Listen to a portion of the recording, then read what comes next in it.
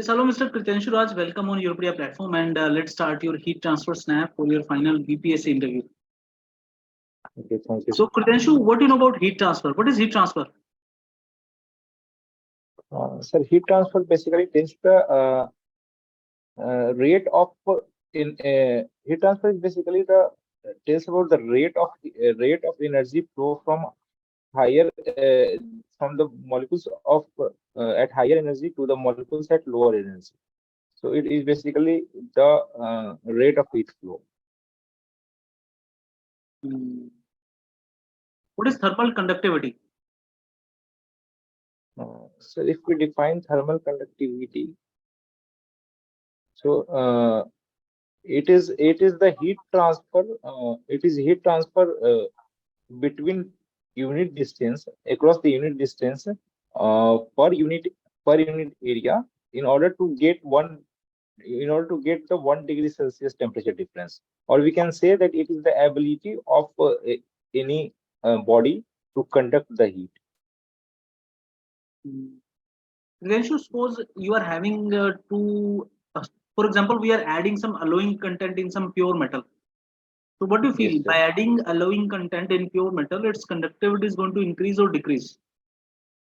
No, sir. Conductivity will be less than the original metal, sir. Why? Because conductivity. Because I'm not sure about the exact reason, sir. But if you allow me, I can give a probable reason. Mm-hmm. So I think if we will allow the pure metal, so we are going to do doping and something like adding some impurities.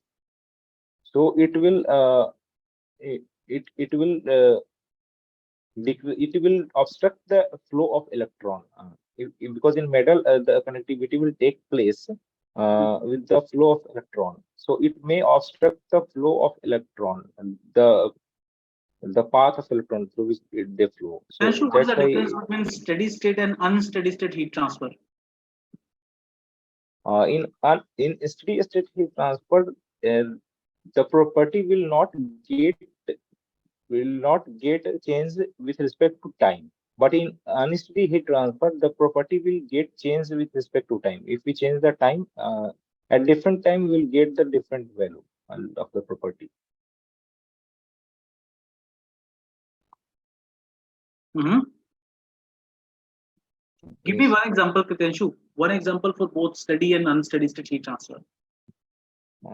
For unsteady heat transfer, we can say that the heat treatment process, what we do for the heat treatment process like annealing and or quenching, so those are unsteady process. And for steady process, we can say that like the heat transfer takes place through the heat exchanger, that we can say that those are steady state process, but unsteady will be in the furnace. For the heat transfer takes place in furnace, that we can say unsteady. Heat transfer takes place in furnace. Yes, sir. In furnace, if we allow, like when we do annealing, and if we heat the material and we allow it to cool in the furnace itself, so that will be unsteady state heat transfer process, sir.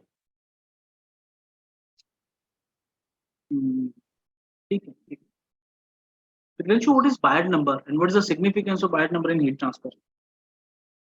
Biot number is basically the ratio of internal conductive resistance upon external convective resistance.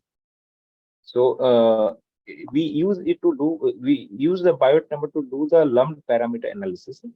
So it is basically introduced when there is a unsteady state heat transfer, like the transient in the transient heat conduction.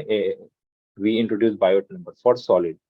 So if Biot number is less than 0.1, so we can say that lumped parameter analysis can be done for this object. Yes, sir.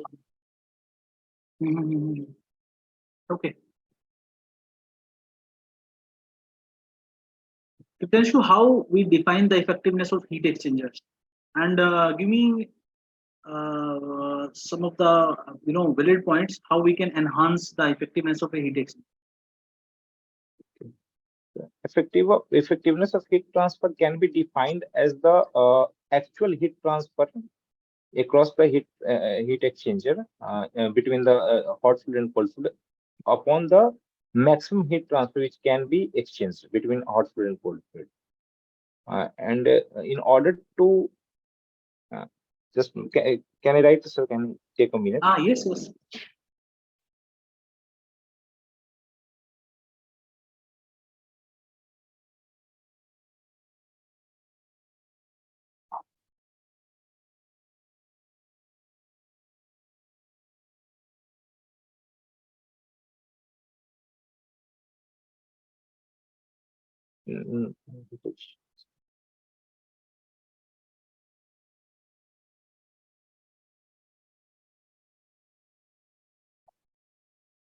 So, if the difference between the inlet hot fluid and the inlet cold fluid will be less, in that case, we can get more effectiveness of the heat exchanger. So we can keep the temperature difference.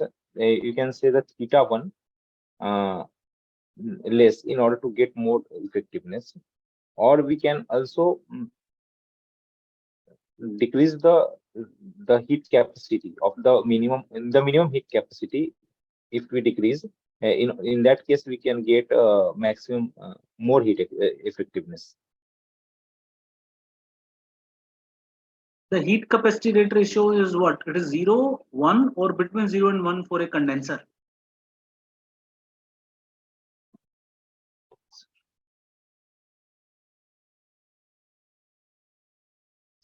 Heat capacity rate ratio is 0, 1 or between 0 and 1 for a condenser. It will be 0, sir. Why? Why it will be 0? It is our heat capacity ratio is minimum heat capacity upon maximum heat capacity. So in case of condenser, the maximum heat capacity will be infinity. So that's why we will why get the maximum heat capacity is infinity? Because in condenser we are supplying the cold water at constant temperature, and we are supplying steam in order to get it condensed. So due to the constant temperature or the continuous supply of the cold stream of water, we can say that it is of infinite heat capacity. So then show on what factor actually convective heat transfer coefficient depends in case of forced convection. In case of forced convection, sir, it will depend on the velocity of the fluid stream, like what the velocity we are providing with the help of pump or blower, or it will also depend on the Reynolds number. It will also depends on the Reynolds number,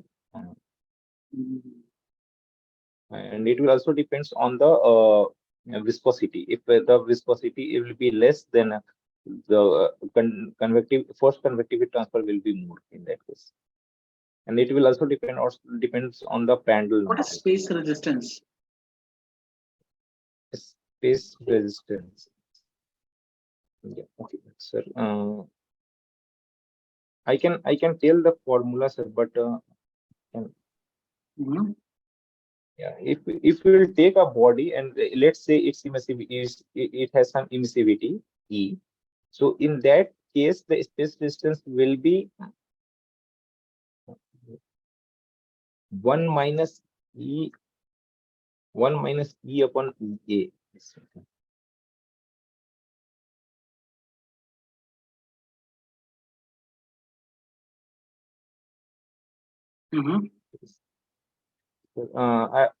I'm not able to recall this exactly, but the space resistance will be I think 1 minus emissivity upon emissivity into area. But I'm not sure of this exactly. So, the last question I could potentially say. Yes, sir. What is boundary layer? What is the difference between thermal and hydrodynamic boundary layer?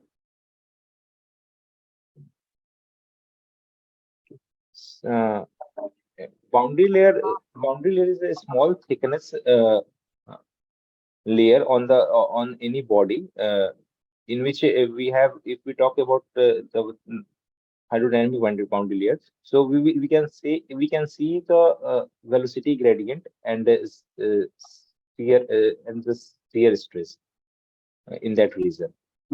And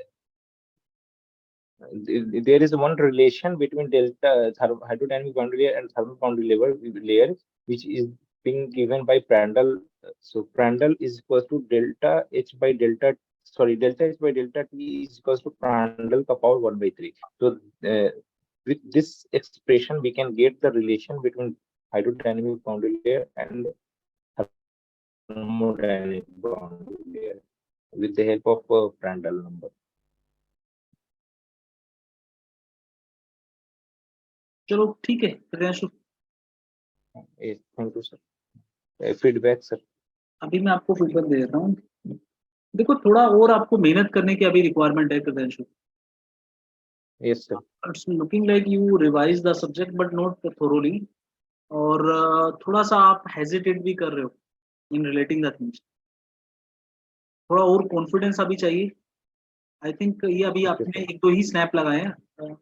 How many snaps you had earlier, Pritanshu? Me or maybe other members? I had 3 snaps. 3 snaps. चलो कोई बात नहीं। तो थोड़ा और practice से आपको confidence आएगा। थोड़ा और कॉन्फिडेंस के साथ आपको आंसर करना है और थोड़ा और सब्जेक्ट को इंटरेस्टिंग वे में रिलेट करके आंसर करना है आपको, प्रितांशु। Okay sir. मैंने शुरू कोशिश किया था हीट ट्रांसफर से। आप अगर इसको सुनोगे ना तो you have not defined it clearly. पहले क्वेश्चन से ही आपको इजी क्वेश्चन है, डायरेक्ट क्वेश्चन है, और आपको बताना चाहिए कि क्या एप्लीकेशन क्या है, हीट ट्रांसफर होता क्या है। Then slowly I move to the other areas, other topics like thermal conductivity क्या होता है। ठीक है, तो थोड़ा सा और एनर्जेटिक इंटरेस्टिंग वे में इसको बताओ and have more confidence in your answers, Pritanshu. Fine. बाकी ठीक है, आपका सब्जेक्ट नॉलेज ठीक लग रहा है। कुछ और बेसिक चीजें आपको पढ़नी चाहिए। अभी कुछ चीजों को आप मिस कर रहे हो, जैसे आप स्पेस रेजिस्टेंस भूल गए। ठीक है, बाउंड्री आपने बताया बट बहुत क्लियरली नहीं बताया आपने। तो जो आपके आंसर्स है ना वो बहुत ज्यादा सेटिस्फाइंग नहीं है। You are answering, that's fine. It is looking like you revise the subject but वो सेटिस्फाइंग नहीं है। Are you getting that, Pritanshu? Yes sir. उनको थोड़ा, that's why I am telling you कि उनको थोड़ा और इंटरेस्टिंग और सेटिस्फाइंग बनाओ, right? Because finally you need to convince the interviewer. Yes sir. चलो ठीक है Pritanshu, best of luck and good luck for your final interview. Thank you sir.